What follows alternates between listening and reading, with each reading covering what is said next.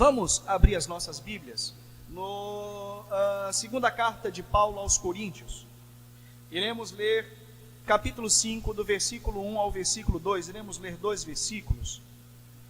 E aí eu quero dizer para você que a nossa mensagem de hoje, ela tem como título Uma Nova Morada com Deus.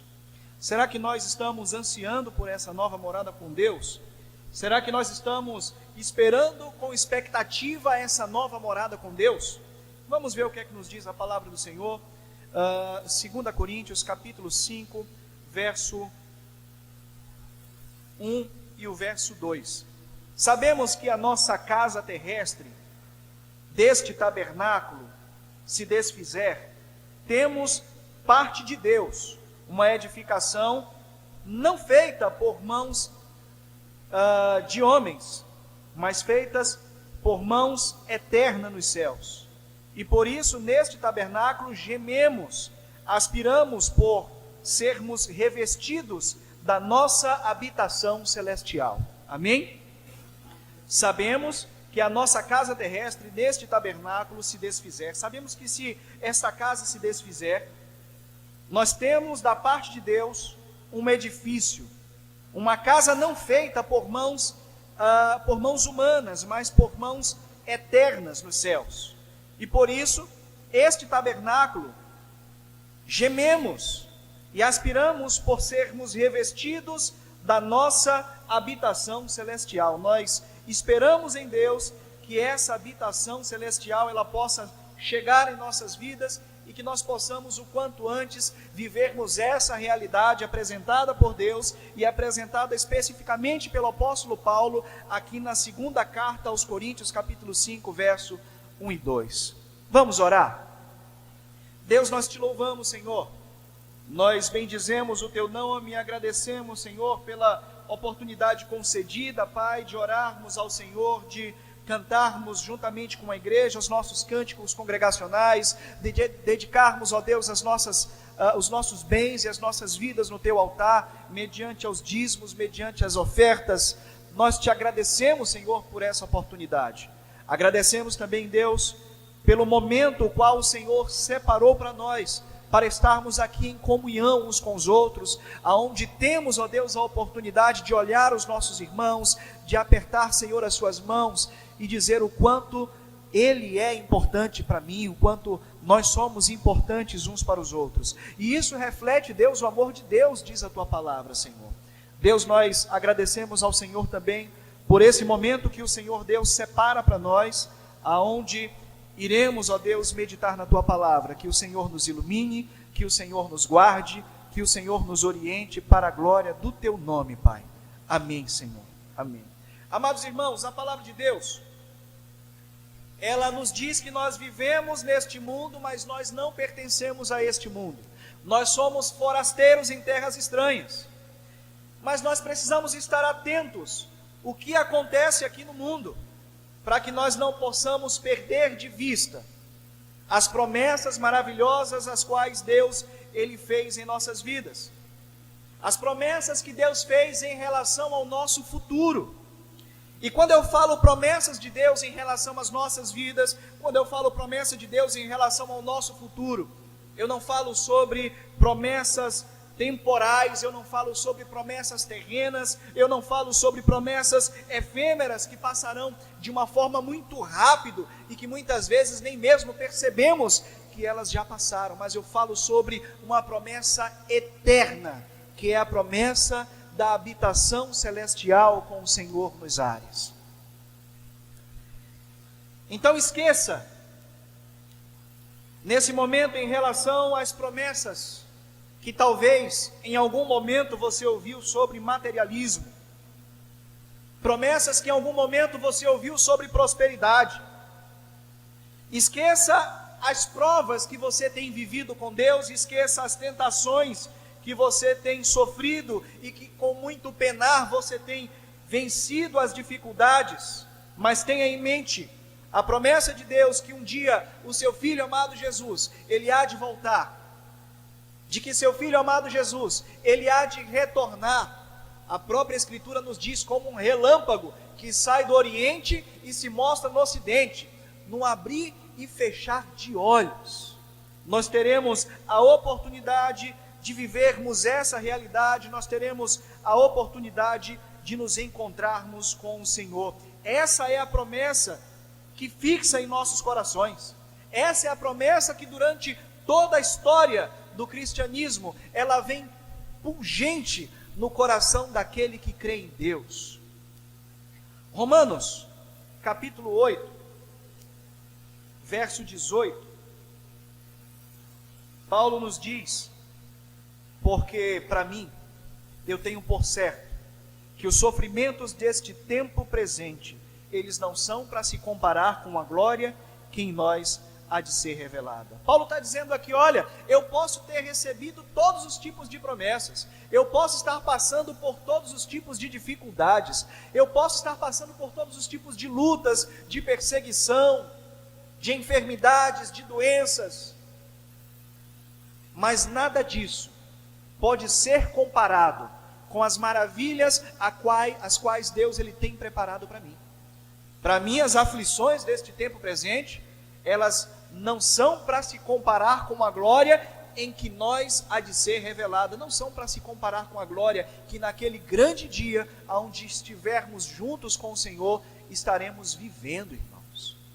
Então, se nós passamos lutas aqui, nós não devemos nos impressionar com essas lutas. Se passamos por dificuldades, nós não devemos nos impressionar com essas dificuldades. Se passamos por perseguições, nós não devemos nos impressionar com essas perseguições, porque o que Deus tem preparado para nós é muito maior do que todas essas coisas. É muito mais grandioso do que todas essas coisas. Paulo ele falou que a igreja ela não pertence a esse mundo, mas ela anseia em estar próxima a Deus. Mesmo diante dos sinais, dos finais dos tempos, nós falamos sobre isso na última semana. A igreja ela não deve temer, pois ela pertence a Deus. Você, como igreja do Senhor, não deve temer, porque você pertence a Deus. Nós ligamos a TV, nós vemos os telejornais, as lutas que estão havendo, as guerras que estão acontecendo, a pandemia, enchentes. Nós não devemos nos assustar. Nós não devemos temer, mas nós devemos estar esperançosos, porque tudo isso é sinal de que o Filho do Homem, isso é sinal de que Jesus Cristo, é sinal daquele que morreu na cruz, ressuscitou, subiu aos céus, está próximo o seu retorno para nos resgatar. Ele nos perdoou e Ele nos prometeu nos levarmos para perto dEle. Lá em João diz, olha, Jesus, o mesmo Jesus fala, não se turbe o vosso coração, não fiquem ansiosos, não fiquem preocupados, creiam em Deus, creiam também em mim, disse Jesus. Na casa de meu pai há muitas moradas, se não for assim, eu teria dito isso a vocês, e eu vou preparar lugar para que eu possa retornar e levar vocês, para que onde eu estiver, vocês também estejam. Isso é promessa de Deus. Essa promessa, irmãos, é maior do que qualquer promessa material que você tenha recebido, e até mesmo de uma forma duvidosa. É por isso que os nossos corações, eles precisam estar prostrados a essa promessa de que Cristo vai voltar, e que quando Cristo voltar, nós estaremos juntos com Ele. Amém? Paulo ele nos fala então de que a nossa casa terrena, ela será desfeita, de que a nossa casa aqui na terra, ela acabará. Mas Paulo ele não está falando da casa que nós moramos, Paulo não está falando da sua casa, do prédio, da sua construção, não. Nós temos visto nos jornais, irmãos, muitos casos de enchentes aqui na Bahia, nós temos visto casos de enchentes em Minas Gerais, o último foi no Rio de Janeiro. A nossa igreja se motivou e se moveu para enviar algumas doações para essas cidades e nós não nos gloriamos por isso, não. Mas nós louvamos a Deus e nos colocamos sempre disponíveis para fazer a sua vontade. Mas nós vimos casos como esse acontecer em nosso Brasil.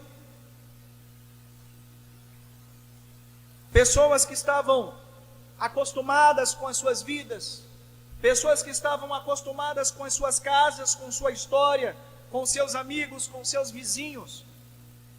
De repente veio uma grande enchente, dissolvendo toda a sua história, levando toda a sua história em uma grande enxurrada, destruindo completamente as suas vidas.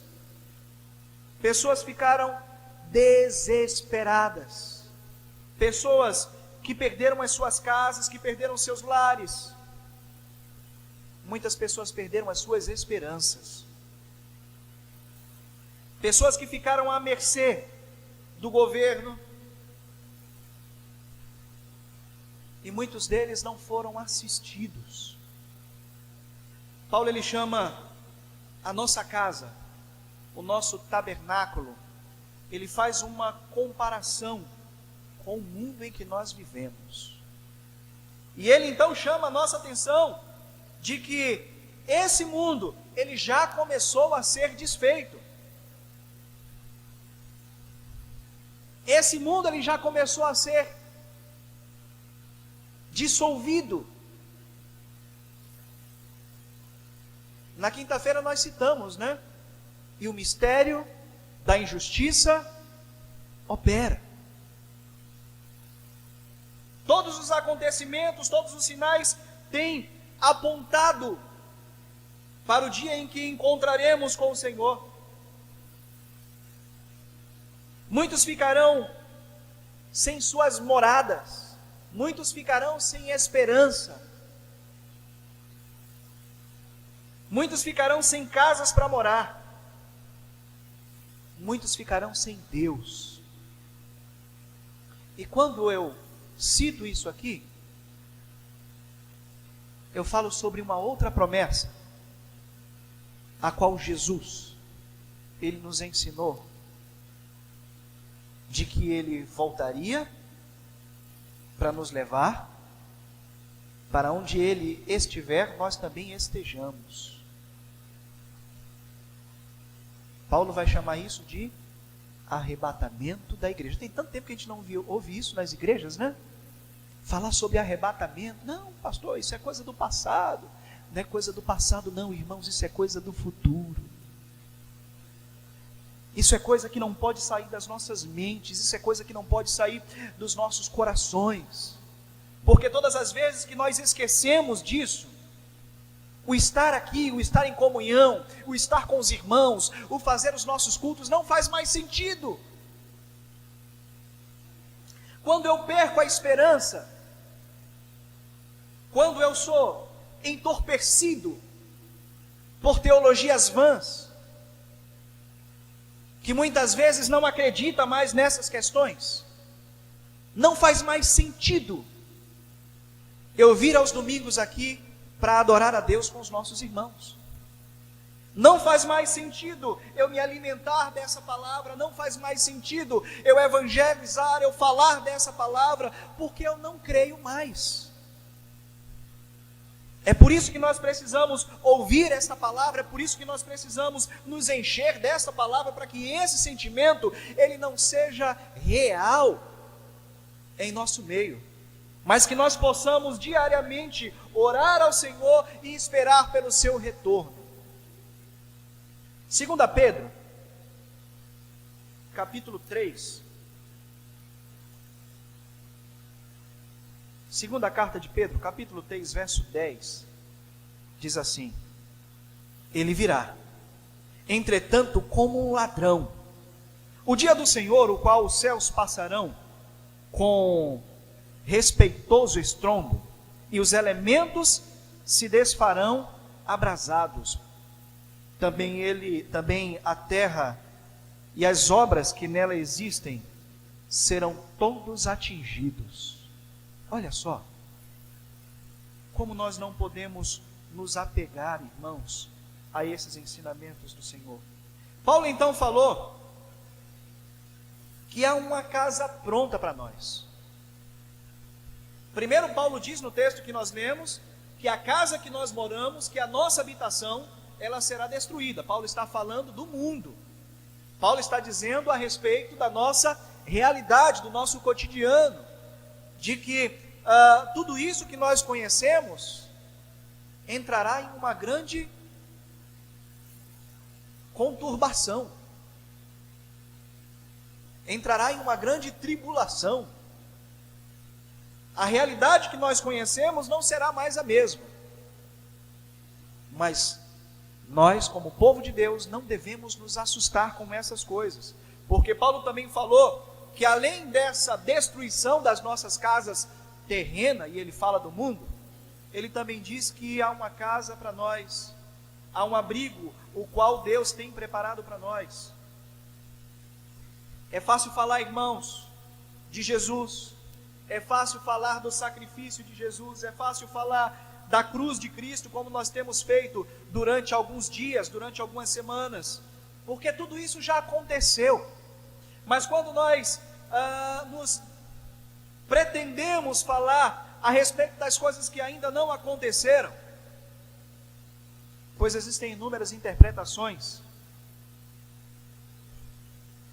nós ficamos sujeitos a muitas vezes trazermos especulações. Então precisamos ter muita calma quando analisamos a respeito da vinda do Senhor Jesus. Paulo disse em 1 Coríntios capítulo 13, que hoje nós conhecemos em parte, mas lá na frente, no futuro, conheceremos face a face. Hoje aquilo que nós sabemos do Senhor, aquilo que nós sabemos do teu reino, não nos é apresentado de uma forma completa, não nos é apresentado de uma forma clara.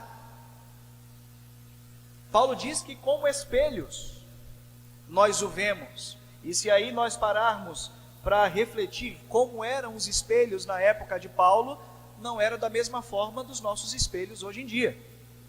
Se você passar por essa porta, tem um grande espelho aqui próximo ao banheiro, que você vai se ver de uma forma perfeita.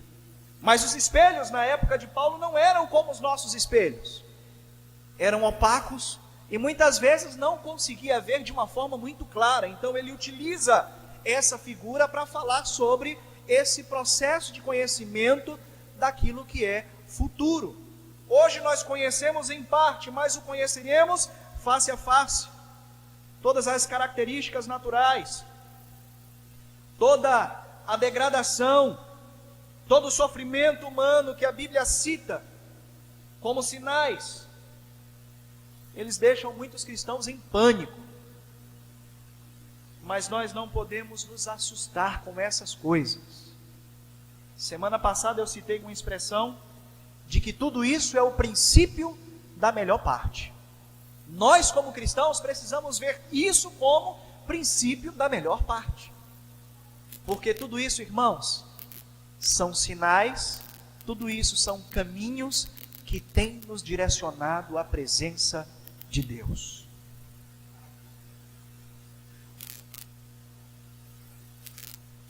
Salmo 46 nos diz que Deus, Ele é o nosso refúgio e fortaleza, socorro bem presente nas tribulações. Deus, irmãos, Ele proveu a nossa habitação.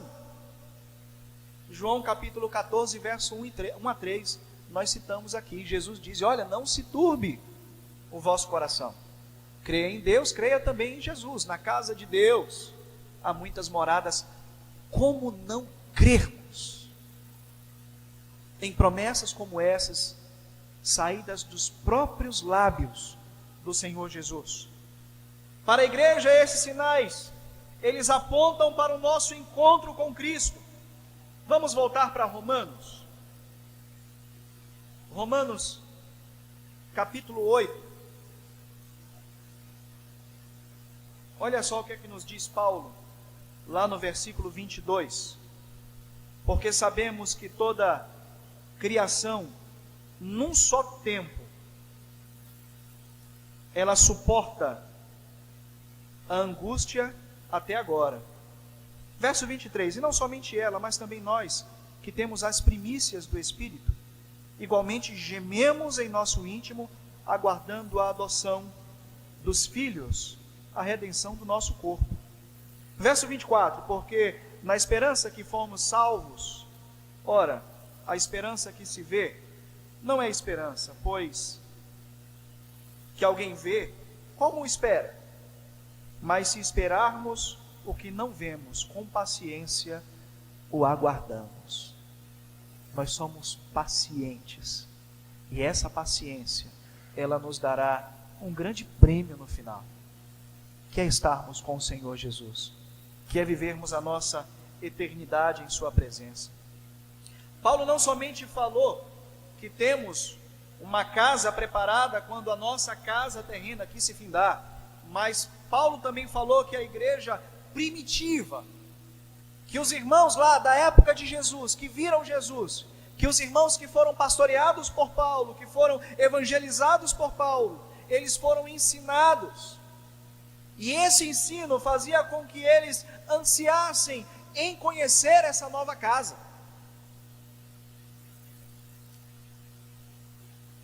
com que eles ansiassem em viver essa realidade,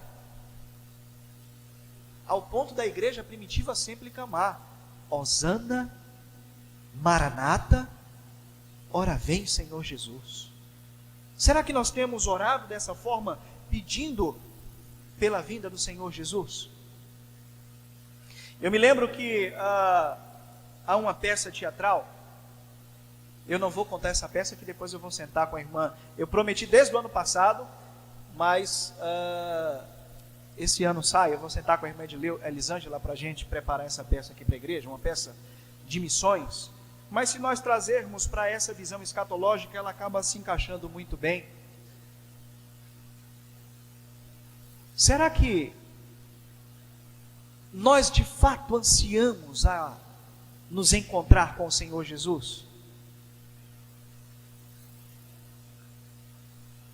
Senhor, eu acabei de me casar, não vem agora não, dá mais um tempo. Será que não tem gente que pensa assim? Senhor, eu acabei de passar na faculdade, eu estou cheio de planos, dá mais um tempo, Jesus. Será que não tem gente que pensa assim? Senhor, a minha esposa engravidou, nós teremos o nosso primeiro filho. Será que nós ansiamos pela vinda do Senhor Jesus? Mais uma vez eu repito o apóstolo Paulo quando ele diz: as aflições deste tempo presente não são para se comparar com uma glória que em nós há de ser revelada. Não há nada, irmãos, que nos prenda a este mundo, não há nada que seja melhor, não há nada que seja mais prazeroso, não há nada que haja um retorno melhor do que estarmos na presença de Deus. Apocalipse diz que lá não haverá mais choro, não haverá mais pranto e não haverá mais dor.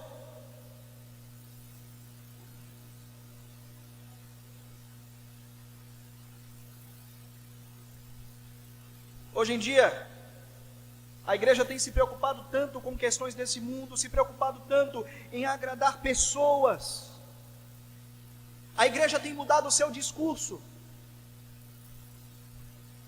Eu acabei de falar aqui, quanto tempo nós não ouvimos mensagens escatológicas, mensagens que falam sobre a vinda do Senhor Jesus? Isso eu digo, irmãos, de uma forma geral, mas nós ouvimos tanto de que Deus vai lhe dar, de que Deus vai fazer isso na sua vida, de que Deus vai fazer aquilo na sua vida. Eu me lembro, há alguns anos eu estava em uma igreja, eu era professor de escola bíblica dos adolescentes, e nós recebemos uma pregadora na igreja. E o culto estava muito bem, a mensagem estava muito bem. Quando chegou da metade para o final, essa pregadora começou a entregar as bênçãos que Deus tinha enviado, né? Deus vai lhe dar um carro, Deus vai lhe dar isso, Deus vai lhe dar aquilo outro. Conhecendo os adolescentes que estudavam comigo, no dia seguinte nós tínhamos escola bíblica, os adolescentes fecharam a porta e disseram assim: pastor, vamos conversar. Vamos. Aquela irmã tem carro?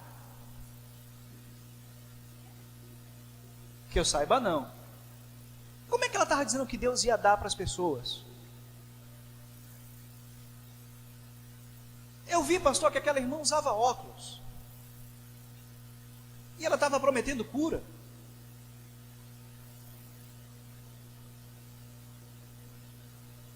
Nós nos envolvemos, irmãos, muitas vezes com o evangelho para agradar o coração do homem, mas não um evangelho que agrada ao coração de Deus.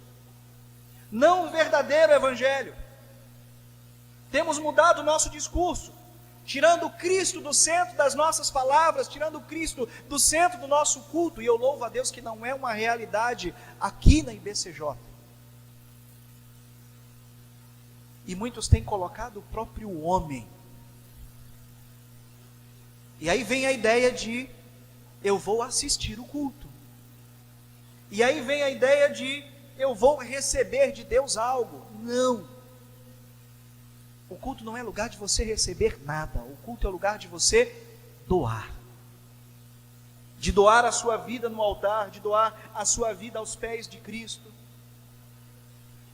De dizer para Deus o quanto você é grato por todos os benefícios que Ele tem feito, por todas as maravilhas que Ele tem atuado na tua vida. O culto é uma ação de graças.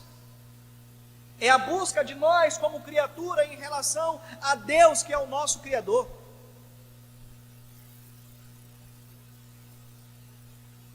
Temos visto uma mudança de discurso, deixando as promessas espirituais, deixando as promessas de Cristo e buscando promessas materialistas, se igualando ao mundo e esquecendo das palavras de Jesus. Vamos voltar um pouco ao Evangelho de João. E aí eu peço para que você abra no capítulo 18. Evangelho de João, capítulo 18, verso 36. E respondeu Jesus: o meu reino não é deste mundo.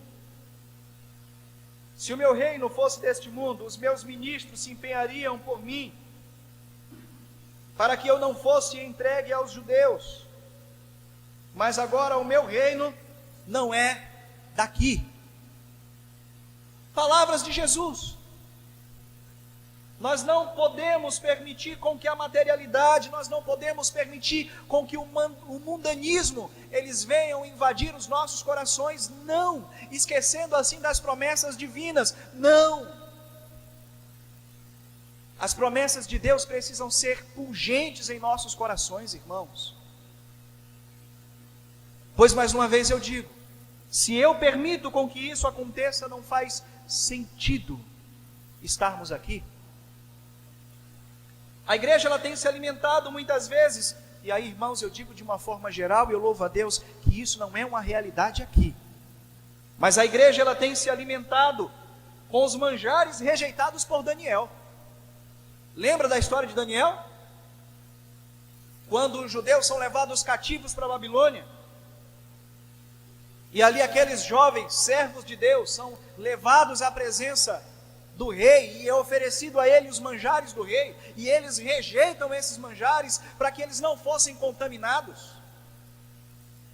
A igreja dos nossos dias, ela tem se alimentado com esses manjares.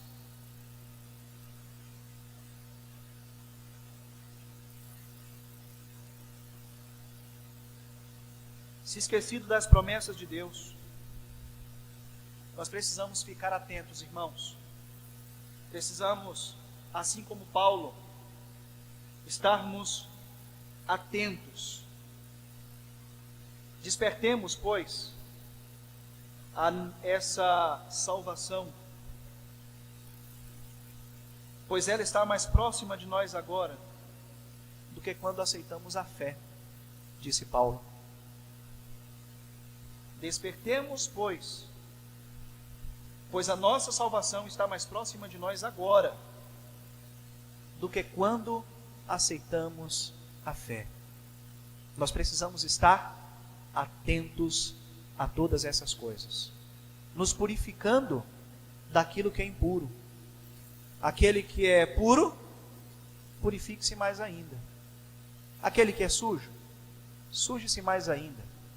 Mas que nós possamos compreender o poder de Deus, o qual foi derramado sobre nós mediante a cruz do Calvário, e que sejamos gratos a Deus por aquele maravilhoso sacrifício que nos concedeu a oportunidade de termos mais uma vez um relacionamento íntimo e sincero com Deus. Amém? Eu quero chamar mais uma vez aqui o Ministério de Louvor, onde estaremos cantando uma última canção. E eu peço que você feche os seus olhos e que você ore a Deus. Hoje nós tivemos uma conversão pela manhã, nossa irmã Júlia, ela está aqui, que Deus em Cristo abençoe a nossa irmã Júlia.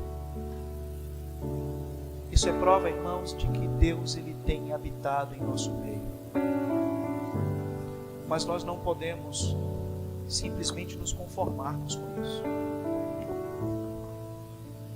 Jesus disse, olha, falou com Pedro, as portas do inferno não prevalecerão. Mas para que as portas do inferno não venham prevalecer, nós precisamos forçar. Existem muitas outras pessoas que precisam ser alcançadas por esse evangelho puro. Existem muitas outras pessoas que precisam ser alcançadas por essa palavra. Existem muitas outras pessoas que estão desesperançadas e precisam dessa palavra de esperança. Precisam dessa promessa de que um dia nós encontraremos com o Senhor Jesus e que todo esse sofrimento que nós passamos aqui, um dia ele vai cessar e nós viveremos eternamente na presença do Senhor. Esteja orando nesse momento, em meio às canções, em meio à canção a qual o Ministério de Louvor vai entoar. Agradeça a Deus por você ter sido alcançada por essa palavra, por você ter sido alcançado por essa palavra, e que Deus ele possa assim a cada dia nos fortalecer, que Deus possa a cada dia nos preparar, que Deus possa a cada dia nos capacitar para que nós possamos testemunhar de Jesus e que outras pessoas também sejam alcançadas por essa promessa e vivenciem essa mesma esperança a qual nós temos vivenciado.